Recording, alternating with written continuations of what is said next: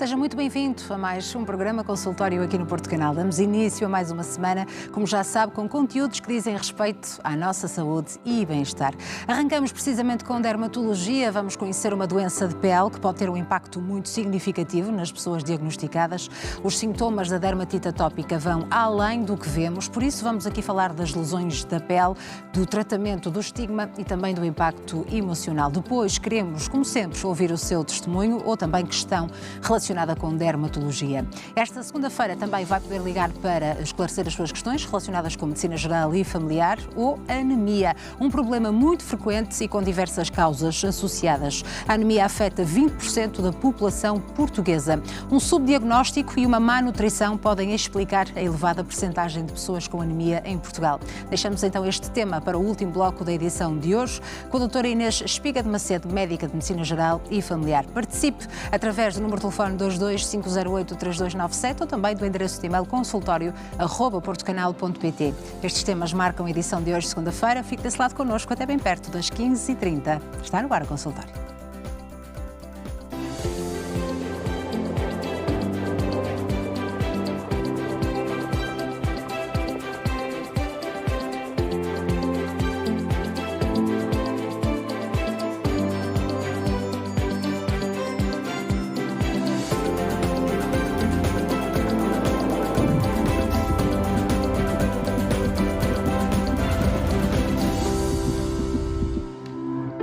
Ora, seja muito bem-vindo ao programa Consultório. São 14h, já sabe que falamos de saúde e bem-estar aqui no Porto Canal e contamos consigo até bem perto das 15h30. Pois é, temos duas especialidades em cima da mesa na edição de hoje, tarde então de segunda-feira. São elas dermatologia, também medicina geral e familiar, e pode já tratar da sua inscrição se quer então aqui em direto participar, partilhar connosco o seu caso, o seu testemunho ou também esclarecer aqui as suas questões. 22 508 3297 é o número de telefone que pode já marcar. Já alguém está do outro lado da linha para receber a sua chamada, mas tem também à sua disposição o endereço de e-mail consultório@portocanal.pt. No segundo bloco da edição de hoje vamos falar de anemia, para já avançamos a falar de dermatite atópica. É a nossa convidada a doutora Marta Ribeiro Teixeira, médica dermatologista, que agradeço a presença. Sra. Doutora, obrigada por estar aqui connosco. Obrigada, eu pelo convite. Muito obrigada, é um gosto recebê-la e aprender consigo também. E, Sra. Doutora, vamos então falar desta doença inflamatória crónica. É uma das doenças de pele mais prevalentes no mundo e muitas vezes parece-me das menos reconhecidas. Por que é que isso acontece ainda atualmente? Sim, é verdade. Começando precisamente por isso, pelo que acabou de falar, pela incidência, estamos a falar, aliás, da patologia crónica mais frequente na infância, em idade pediátrica, e estamos a falar de prevalências na ordem dos 10 a 20%. Aliás, em Portugal, 10% das crianças têm uma dermatite atópica. São números brutais, uma em cada 10 crianças. E mediante a zona do globo, do planeta em que nos encontramos, podem chegar até 20% das crianças. Depois, na idade adulta, muda e estamos a falar na mesma em prevalências bastante altas, mas já na ordem dos 1 a 5%. Relativamente à segunda parte da questão que me colocou, muitas das vezes a dermatite atópica é subdiagnosticada, no sentido em que é muitas vezes confundida com pele seca ou simplesmente um vulgar eczema.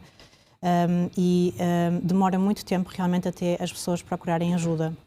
Portanto, sim, é muitas vezes subdiagnosticada. Ou muitas vezes as pessoas, por vergonha, não recorrem à ajuda médica também.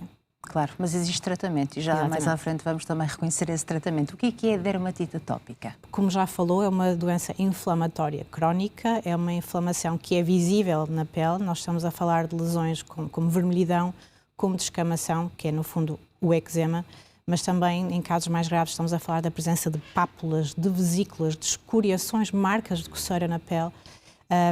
Em casos mais graves, levam até a perda de continuidade da barreira da pele, com fissuras, com feridas, com superinfecções bacterianas, em casos graves até mesmo infecções graves bacterianas. Portanto, é toda esta inflamação, esta componente inflamatória que é visível na pele, mas sem dúvida que o sintoma fundamental, base da dermatite atópica, não existe dermatite atópica sem prurido, comichão. E é isto realmente que está no centro da patologia, é o prurido. É isto que marca a doença. Claro. Sugere-me também perguntar, através destas características, se há dor também para estes pacientes?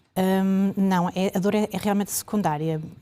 O que está realmente à frente em termos de sintoma é realmente o prurido. Só em casos em realmente que há estas feridas, estas fissuras na pele, é que sim, as estudantes, sobretudo nas mãos e nos pés, têm dor, mas eles não levam a dor a sério, eles veem a dor como um sintoma secundário, eles queixam-se sempre em primeiro lugar do prurido.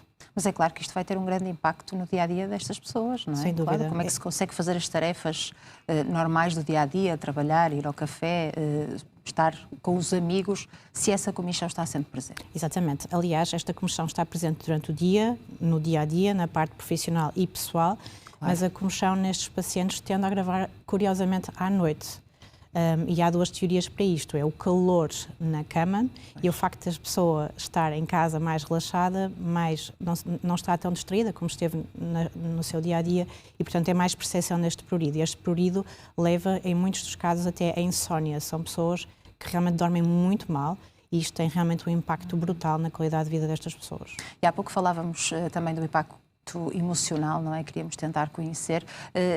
Pessoas com dermatite atópica podem muitas vezes ter quadros de ansiedade e depressão, por exemplo, pode estar associado? Sim, os pacientes com dermatite atópica têm uma grande prevalência também. Nestes anos vemos muitas vezes quadros depressivos e de ansiedade. Há uma grande prevalência de depressão entre esta população, sem dúvida.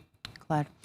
Um bom diagnóstico vai depois dar origem a um melhor tratamento e melhor qualidade de vida, não é, Sra. Doutora? Por onde é que se deve começar? Portanto, começa por esta avaliação do tipo de lesões, da sua distribuição em termos do corpo, e esta distribuição das lesões varia ao longo do tempo. Em idade pediátrica, aliás, a dermatite atópica aparece na maior parte das vezes durante os primeiros 2 anos de vida, e isto já nos ajuda. Por exemplo, às vezes nós temos alguma dificuldade em distinguir a dermatite atópica de uma psoríase. É raro, não conseguimos distinguir, mas por vezes há algumas dúvidas e começa por aí, perguntarmos quando é que apareceram as lesões. E na maioria dos casos elas aparecem nos primeiros anos de vida.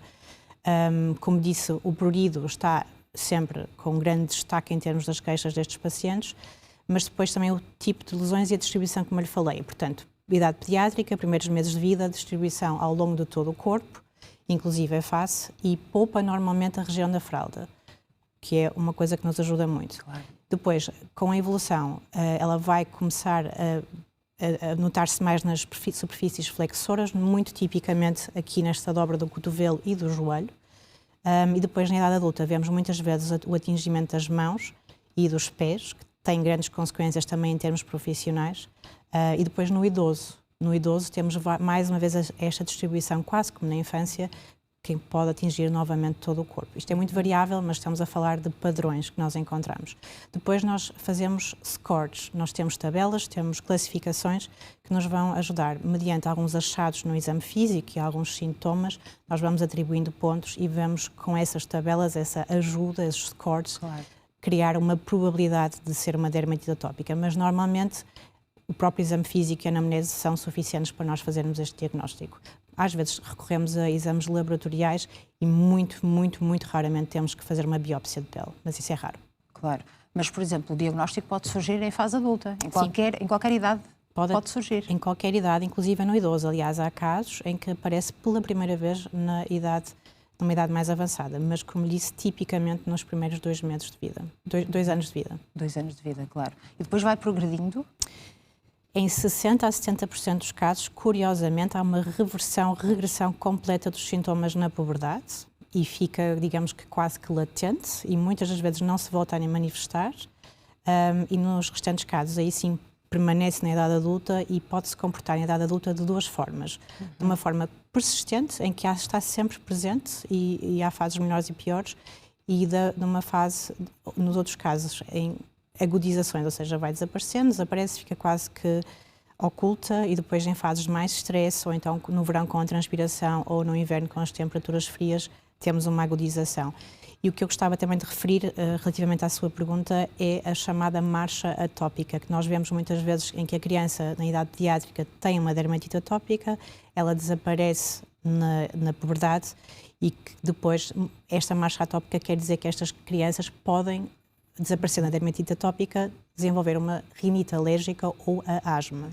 Claro. E as senhoras que estão grávidas, normalmente durante a gestação também podem os sintomas agravar ou até acalmar? Exato, vemos as duas coisas, As duas situações, mas existe até a possibilidade, vemos em algumas grávidas, que a dermatite atópica aparece pela primeira vez durante a gravidez.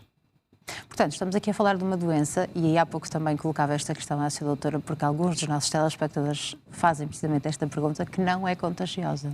Não é de todo contagiosa. E isso é muito importante, é uma mensagem importante para deixarmos aqui hoje. Apesar do aspecto que estas lesões podem ter, porque têm algum impacto, não é? Sim. Visivelmente são lesões que podem causar um impacto nos outros, não é? Sim, são muito estigmatizantes. Porque são muito estigmatizantes, quando há o atingimento do rosto e das mãos, estamos a falar realmente, são muito estigmatizantes. Estamos a falar às vezes de pessoas que têm uma descamação tão brutal que quando se despem, quando se sentam em algum sítio e depois se levantam, deixam ficar realmente um rasto de pele morta atrás de si. Portanto, podem ser realmente muito estigmatizantes. Claro que sim. Infelizmente, esses casos ainda acontecem, mas não são contagiosos. E, Sra. Doutora, e esta altura também de frio? Falamos muitas vezes também no verão, os cuidados que devemos ter com o sol. Nesta altura do frio, há aqui também algum cuidado com a pele especial? Sim. Estes pacientes, claro que a nossa pele, a pele de todos nós, tem necessidades diferentes nos meses mais frios, mas nestes pacientes temos que dar realmente especial atenção a esta questão da hidratação da pele. A pele da dermatite atópica é uma pele por si só já muito seca e nestas alturas do ano então fica extremamente seca. Portanto, aqui dar uma especial atenção. Estes pacientes precisam de acompanhamento especial durante estes meses de inverno e estamos a falar de medidas tão simples como as medidas no duche. Começa logo por o duche deve ser rápido, não deve ter uma duração superior a 5 a 10 minutos, a água não deve ser muito quente, não devemos usar sabonetes agressivos, devemos privilegiar óleos de banho, por exemplo. E outra coisa muito importante é que, não só nas pessoas com dermatite atópica, mas especialmente nesta população, no final do banho, ou do duche, perdão, não vamos secar completamente a pele, mas vamos ainda com a pele ligeiramente úmida colocar o creme emoliente ou hidratante, que deve ser próprio para a pele atópica, na verdade. Portanto, e esses cuidados todos é que vão garantir a hidratação da pele, mesmo agora nesta altura mais fria, não é? Sim, eu costumo dizer aos meus pacientes que a nossa pele é como um muro e aqueles muros que têm pedras e que têm cimento a unir as pedras. E por uma mutação num gene que é da filagrina, uma mutação genética, digamos que o cimento está estragado e o cimento não consegue manter as pedrinhas juntas. Portanto, criam-se espaços entre as pedras. Certo. Isto é a pele da dermatite atópica. Portanto, é uma pele que de dentro para fora está sempre a perder água e é uma pele em que tudo que é agressão externa, seja pólen, poluição, ácaros, detergentes, tudo que nós precisamos, bactérias, muito importante, tudo isto tem capacidade de penetrar em mais profundidade e criar irritação da pele. Portanto, estas medidas de hidratação e todos esses cuidados que nós estamos a falar no inverno, mas também no verão, mas agora também no inverno, são no sentido de fortalecer esta barreira, este cimento e evitar que se criem estes espaços e manter a hidratação da pele. Qual é a causa desta doença? É genética? É genética, sim, é multifatorial, na verdade. Temos uma base genética muito grande, esta mutação, por exemplo, que eu falei neste gene, que mantém as células da pele juntas, mas também fatores ambientais. Não se conhecem totalmente, mas percebem-se já que estas peles têm uma disfunção da barreira. A nossa pele é uma barreira, mas é uma barreira incompetente. Sabemos que existem também mecanismos associados a bactérias. Estas pessoas têm uma colonização. Todos nós temos bactérias, vários micro-organismos na pele que são saudáveis, é o nosso microbioma e que mantém a homeostasia da nossa pele. Estas pessoas têm uma colonização, ou seja, têm uma presença exagerada de uma bactéria chamada Staphylococcus aureus, que é uma bactéria má, digamos assim, e que condiciona uma disbiose, altera o microbioma, temos um microbioma desfavorável. Portanto, é uma série de conjuntos de fatores genéticos, sem dúvida, e têm um grande peso. Mas também fatores ambientais, é multifatorial. E vamos aos tratamentos disponíveis, Sra. Doutora, para tentarmos também compreender como é que é o dia-a-dia das pessoas diagnosticadas com dermatite atópica. Que tipo de tratamentos é que existem para aliviar um bocadinho estes sintomas? As próprias guidelines europeias na dermatite atópica apresentam o tratamento como uma pirâmide, sendo que a base da pirâmide são as medidas gerais, no sentido de realmente evitar os agentes agressores, que era o que nós estávamos a falar, do frio, do suor, de detergentes, sabonetes, agressões, não é? Minimizar, por exemplo, estamos a falar de minimizar também a colonização da pele por estas bactérias os cuidados da hidratação, que devem ser utilizados realmente cremes e emolientes que são adaptados a este tipo de pele. Portanto, isto é o base, que toda a gente tem que fazer. Claro. Depois, em casos mais leves, nós vamos ter que recorrer a cremes anti-inflamatórios. Neste caso, classicamente, os corticoides, que são vistos muitas vezes como um bichinho mau, mas não são. Nós temos que ver qual é o risco-benefício da utilização deste tipo de tratamento, que no caso da dermatite atópica tem um papel fundamental. Claro. Depois existem fármacos imunomoduladores que vão modelar e interferir com o sistema imunitário, mas de uma forma positiva, que também são cremes, que também podem ser colocados nestes casos mais leves, digamos assim. Depois nós vamos escalando a terapia. Nos casos mais moderados, já vamos recorrer, muitas vezes recorremos numa fase aguda a uma fototerapia com ultravioleta tipo B ou tipo A. E eu queria abrir um parênteses para dizer, não estou a falar de solário. Não, claro, nós não aconselhamos a solário diferente. a ninguém, não é? Mas muito menos a estes pacientes. O paciente com dermatite atópica não deve recorrer ao solário. Estamos a falar de uma terapia médica que é feita em ambiente médico. Às vezes, quando é só uma agudização, por exemplo, numa fase de stress relacionado com exames ou um problema realmente em casa, em que nós sabemos que é uma agudização, uma fase aguda, mas que é autolimitada, nós recorremos a corticoides até orais. Claro. E depois, nos casos mais graves, nós sim vamos recorrer a fármacos imunossupressores, estamos a falar de comprimidos ou até de injeções. E agora, nos últimos 5 anos, a terapia da dermatite atópica sofreu uma alteração radical no sentido positivo. Nós temos assistido ao lançamento de vários fármacos modernos, biológicos, pequenas moléculas como os inibidores da JAK, que revolucionaram o tratamento da dermatite atópica e começam a pôr em segundo plano estes imunossupressores antigos, que têm os seus efeitos laterais, naturalmente.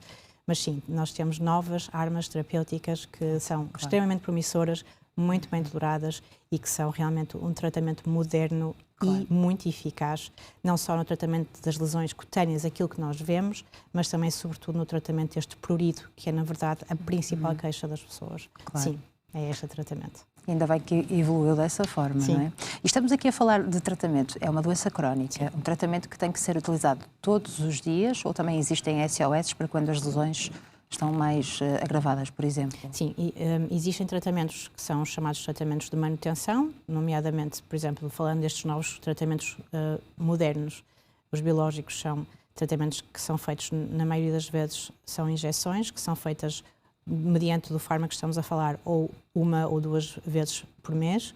Isso é o tratamento de manutenção, mas depois nas crises nós podemos recorrer à fototerapia, como falei, ou então aos corticoides orais. Sim, portanto, existem diferentes tipos de tratamentos e nós adaptamos esses tratamentos à fase em que o doente se encontra.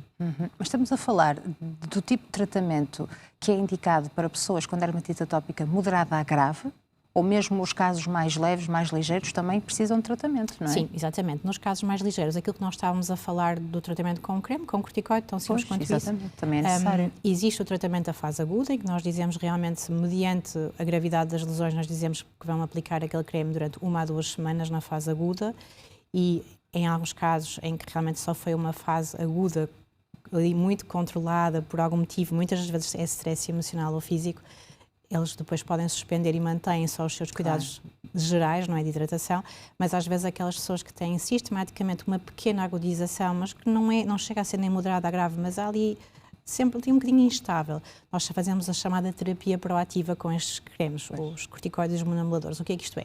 Na fase aguda colocam todos os dias, na fase não aguda colocam só 1 ou 2 vezes por semana, de forma proativa ou profilática, para evitar as agudizações. E isso realmente é um tipo de tratamento, uma modalidade de tratamento que resulta muito bem. Portanto, as localizações, nomeadamente fossa, aqui as flexoras e as mãos e por trás dos joelhos, que estão quase sempre afetadas em alguns doentes, nós dizemos muito bem, fase aguda todos os dias, fase não aguda, proativo, então 1 a 2 vezes por semana. E não há tendência de alguns doentes se começarem a se sentir melhores e a verem menos lesões e pararem com o tratamento? Sim, e depois voltarem, não é? Exatamente, acontece muito isso. Aliás, acontece que os pacientes dizem, doutora, o creme que me passou era fantástico, eu pus uma vez, melhorou logo, deixei de pôr, voltou. Pois claro que voltou, é uma doença crónica. Claro, tem de colocar mesmo. Exatamente. Sr. Doutor, em relação ao verão, agora estamos no frio, mas o sol também pode ajudar, não pode? Para Sim, algumas das lesões desta doença. Digamos que a radiação ultravioleta tipo B, tipo A, tem um efeito anti-inflamatório na nossa pele. Aliás, nós usamos a fototerapia ultravioleta B e A, não só na dermatite atópica, mas em muitas outras patologias, classicamente também a psoríase, usamos recorrendo aos seus efeitos anti-inflamatórios que são conhecidos e que são muito favoráveis neste tipo de doenças, mas a fototerapia não é uma terapia para todo sempre, não é? É uma terapia realmente para um curto período de tempo e feita de forma controlada e médica. Aliás, antigamente, quando surgiu a fototerapia, estes pacientes com dermatite atópica e psoríase, eles faziam ciclos sistematicamente de fototerapia. E o que se assistiu agora, há uns anos depois, é que estes pacientes acabaram por desenvolver cancro de pele. Claro, portanto, é um excelente efeito terapêutico, usamos imenso, gostamos imenso na dermatologia, mas é para fazer de forma controlada. Com peso e medida, como se costuma dizer, não é? Falou aqui também na questão do stress, que eu acho que é fundamental. Stress exagerado também pode agravar as lesões de quem tem dermatite atópica, não é? Agrava, sem dúvida alguma. Só que às vezes é difícil conseguir gerir esse stress. É muito difícil, não é? Portanto, as pessoas vão tentando gerir o seu dia-a-dia e lá está, utilizando aquele SOS quando sabem que vão ter uma semana um bocadinho mais complicada, não é? Curiosamente, as recomendações europeias na dermatite atópica falam já a partir do nível de doença moderado em recorrer à ajuda por parte da psicologia ou psiquiatria. Claro, faz todo sentido manter esse acompanhamento, não é? Faz parte do tratamento de dermatite atópica o auxílio, o recorrer da ajuda da psicologia, que faz todo sentido, sem dúvida alguma. Claro que faz. E eu comecei por lhe perguntar se esta era uma das doenças, por ser mais prevalente no mundo, uma das menos reconhecidas. Porque alguma desta medicação, alguma, não é comparticipada. E esse eu sei que é ainda um problema portanto, muitos doentes ainda não têm acesso à medicação porque é muito cara, nomeadamente os cremes, por exemplo, que são essenciais para quem tem esta doença ainda numa forma leve, não é? Mas que é essencial para manter a hidratação da pele e, por exemplo, os cremes não são comparticipados. Pode estar a comprometer o tratamento, não é? Verdade. Nós estamos a falar do tratamento base da dermatite atópica, que é o tratamento base todo. Não existe tratamento de dermatite atópica sem recorrermos a estas medidas gerais, nomeadamente a aplicação do creme hidratante e os cuidados de banho. Portanto, eu acho que sim, fazia todo sentido haver alguma espécie de portaria em que estes doentes tivessem ajuda na compra destes produtos, porque realmente cada vez existem cremes mais modernos e que já não são só cremes hidratantes, eles já têm uma tecnologia tão desenvolvida que eles ajudam já na regulação deste microbioma, da quantidade das bactérias, da qualidade das bactérias na pele. Eles têm já componentes como, por exemplo, as ceramidas, que vão reestruturar a barreira cutânea, refortalecer a barreira cutânea. Portanto, estamos a falar de cremes hidratantes atualmente disponíveis que já têm quase com efeito terapêutico. Eles são mais do que cremes hidratantes. Claro. Portanto, sem dúvida alguma que deveria haver alguma ajuda. E estamos a falar naturalmente de produtos que muitas das vezes com um peso, em termos de preço, significativo. Um orçamento familiar, claro que sim. Há algumas associações que estão a lutar para que isso mude, não é? Muito bem. Sra. Doutora, muito obrigada por esta explicação sobre esta doença que afeta tantos portugueses. Agora vamos então ouvir os nossos telespectadores saber se ainda existem dúvidas precisamente relacionadas com dermatite atópica. Outra questão que tem é que possa alargar a especialidade da dermatologia. Já sabe que estamos deste lado para o ajudar. Para isso, só tem que marcar o número de telefone 22508-3297 para poder inscrever-se e depois participar, falar aqui em direto com a doutora Marta Ribeiro Teixeira, médica dermatologista, a quem agradeço mais uma vez a presença.